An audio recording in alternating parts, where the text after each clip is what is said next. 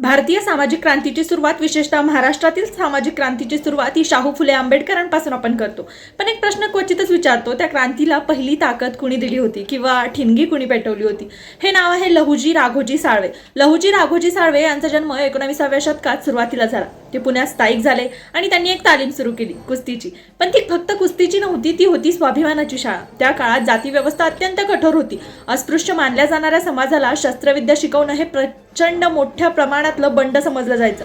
लहुजी वस्तादांनी तरुणांना एक शरीर सुदृढच नाही तर शिस्त, संघटन आणि आत्मसन्मान सुद्धा शिकवला. ऐतिहासिक उल्लेखानुसार ज्योतिबा फुले त्यांच्या संपर्कात आले होते आणि बऱ्याच काही गोष्टी त्यांच्याकडून शिकले होते.